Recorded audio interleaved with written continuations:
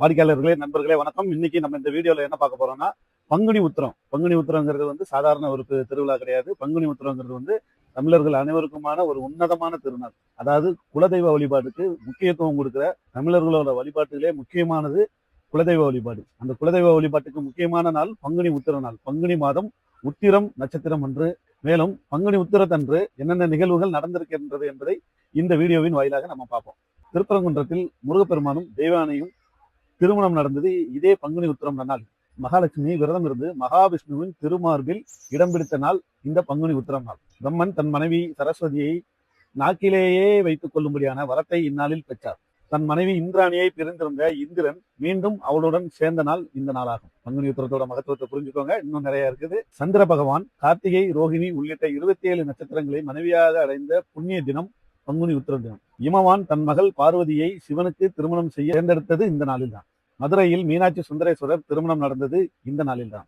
இந்த நாளில்தான் இடும்பன் மூலமாக காவடி தூக்கும் பழக்கம், முருகருக்கு காவடி தூக்கும் பழக்கம் உருவானது. பங்குனி உத்திரம் நாள் அன்றுதான் தர்மசாஸ்தாவுக்கு தலைவனாகிய சபரிமலை ஐயப்பன் பிறந்த நாள். அர்ஜுனன் பிறந்தது பங்குனி உத்திர நாளாகும். காஞ்சி காமாட்சி ஆட்சி மணலை சிவலிங்கமாக பிடித்து வழிபட்டு சிவனின் அருளை பெற்றது இந்த நாளில்தான். சுந்தரமூர்த்தி நாயனாருக்கு மணக்கோலத்தில் பரமன் காட்சி தந்தது இந்த பங்குனி உத்திர நன்னாளில் தான். பங்குனி உத்திர நன்னாள்ல என்னென்ன விசேஷங்கள் இதுவரைக்கும் நடந்தது அப்படின்னு பார்த்துருக்கோம். பங்குனி உத்திர நாள்ங்கிறது மிக மிக சிறந்த நாள்.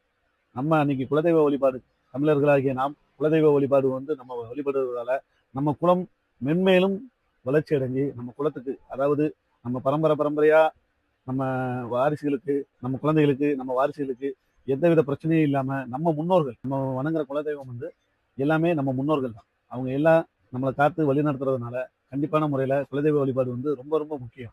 அதனால பங்குனி உத்திரத்தன்று குலதெய்வத்தை போய் நேரில் பார்த்து வணங்குவது மிக மிக சிறந்தது. வாடிக்கையாளர்கள், நண்பர்கள் அனைவருக்கும் பங்குனி உத்திர நன்னாளை சிறப்பு வீடியோவாக வெளியிட்டு இதன் மூலம் உங்களுக்கு தெரியாத விஷயங்களை தெரியப்படுத்தி இருக்கிறேன். பங்குனி உத்திரத்தின் சிறப்புகளை எல்லாரும் தெரிஞ்சிருப்பீங்க. எல்லோருக்கும் மீண்டும் எனது வணக்கத்தை தெரிவித்துக் கொள்கிறேன். கே ராஜாவின் செல்வன் டெக்ஸ்டைல், சண்டே பஜார், புதியமுத்தூர். வணக்கம்.